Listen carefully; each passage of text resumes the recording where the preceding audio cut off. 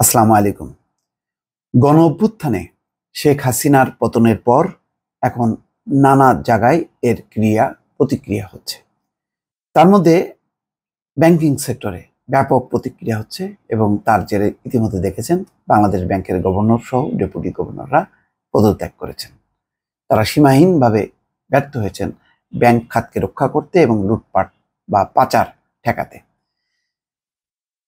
শেখ হাসিনা সরকারের অন্যতম দুই মাফিয়া ব্যবসায়ী, একজন হচ্ছেন এস আলম, অন্যজন হচ্ছেন সালমান এফ রহমান। সালমান এফ রহমান প্রকাশ্যে শেখ হাসিনার একেবারে সরাসরি উপদেষ্টা হিসেবে সবাই পরিচিত, দরবেশ নামে যিনি পরিচিত। অন্যদিকে এস আলম খুবই চুপি সারে, বলা যায় সালমান এফ রহমানের কয়েক গুণ বেশি লুটপাট করেছে।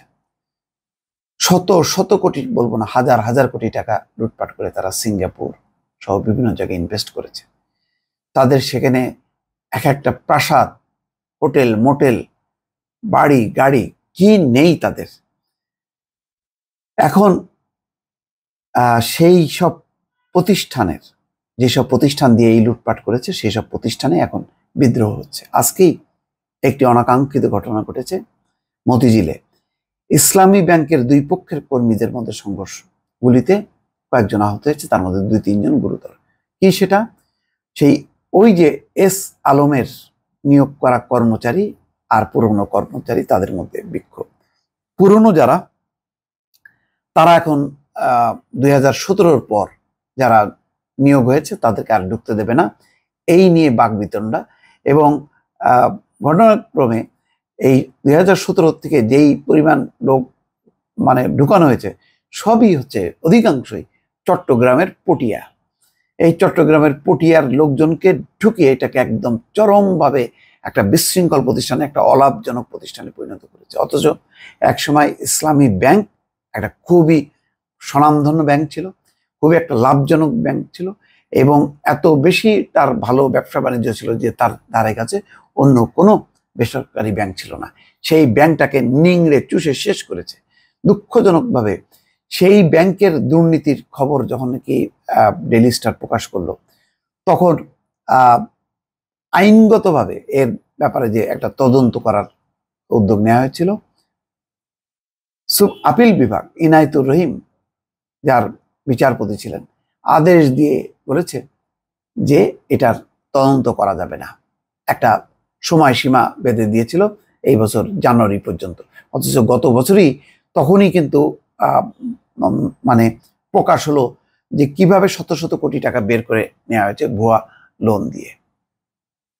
তারপরে এই কাজে সহযোগিতা করার জন্য ওই বিচার বিভাগের ইনায়েতুর রহিম বাংলাদেশ ব্যাংকে ছিল তার নিয়োগ করা উপদেষ্টা। একটা রীতিমতো একটা মাফিয়া। শুধু ইসলামী ব্যাংক না, 7 থেকে 8টা ব্যাংক হচ্ছে তার দখলে এবং সবগুলি হচ্ছে লুটপাট এবং ফোকলা বানানো হয়েছে। এর পাশাপাশি সালমান এফ রহমান আইসি ব্যাংকের উনি চেয়ারম্যান, এখন সেখানেও পদত্যাগের দাবিতে আজকে বিক্ষোভ হয়েছে। তার মতিঝিল পাড়ায় আজকে দুটি ব্যাংকেই খুব বিক্ষোভ হয়েছে, গোলমাল হয়েছে এবং এই দুই ব্যাংকের মালিক হচ্ছে দুই মাফিয়া, শেখ হাসিনার অন্যতম সহযোগী, ঘনিষ্ঠ দুজন।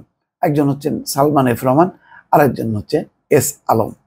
তো আমরা দেখি সবচেয়ে বেশি যে ঘটনাটি ঘটেছে ইসলামী ব্যাংকে, রাজধানীর দিলকুশায় অবস্থিত ইসলামী ব্যাংক বাংলাদেশের প্রধান কার্যালয়ের বাইরে গুলির ঘটনা ঘটেছে সকালে। এই ঘটনার সময় 2017 সালের আগে ব্যাংকে নিয়োগ পাওয়া কর্মকর্তা কর্মচারী এবং এরপরে নিয়োগ পাওয়া কর্মকর্তা কর্মচারীদের মধ্যে সংঘর্ষ ঘটে। গুলিতে বেশ কয়েকজন আহত হয়েছে, গুরুতর একজনকে হাসপাতালে নেওয়া হয়েছে। এই হচ্ছে ঘটনা। এখানে বলা হচ্ছে 2017 সালের পর নিয়োগ পাওয়া কর্মকর্তা কর্মচারীদের ব্যাংকের প্রধান কার্যালয়ে ঢুকতে দেওয়া হবে না বলে সকালে পুরনো কর্মীরা ঘোষণা দেন। ওই বছরের পরে নিয়োগ পাওয়া বেশিরভাগ কর্মী চট্টগ্রামের পটিয়া উপজেলার, সে কারণে তারা পটিয়ার কর্মকর্তা কর্মচারী হিসেবে পরিচিত। পুরনো কর্মীদের ঘোষণার পর সকাল 10:30টার দিকে পটিয়ার কর্মীরা আশেপাশে জড়ো হয়ে ব্যাংকের দিকে রওনা হন। এরপর পুরনো কর্মীরা পটিয়ার কর্মকর্তা কর্মচারীদের বাধা দিলে দুই পক্ষের মধ্যে হাতাহাতির ঘটনা ঘটে। এ সময় গুলি ছোড়া হলে কয়েকজন আহত হয়, এদের মধ্যে একজন গুরুতর আহত হলে তাকে হাসপাতালে নেওয়া হয়।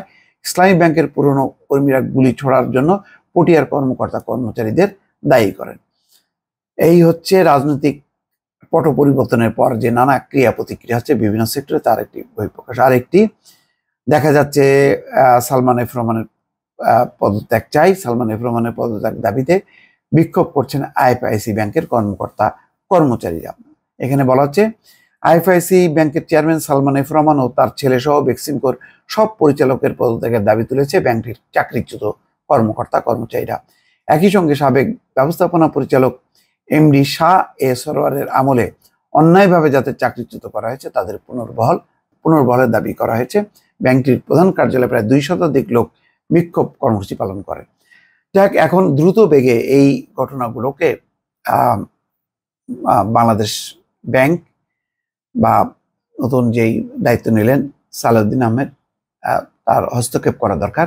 এবং এই ব্যাংক দুটি, গুরুত্বপূর্ণ ব্যাংক দুটি বা অন্যান্য যেসব ব্যাংক আছে সেগুলো মাফিয়া মুক্ত করার জন্য একটা পরিকল্পনার মধ্য দিয়ে যাতে এই কাজটি সম্পন্ন হয়, যাতে এইগুলি আবার পুনর্দখল এই ধরনের কার্যক্রম যাতে না হয়ে একটা নীতিমালার আওতায় এই ব্যাংকগুলোকে আবার ঢেলে সাজানো, সেই কাজটি খুব জরুরি বলে অনেকে মনে করছেন। দর্শক ভালো থাকবেন, আল্লাহ হাফেজ।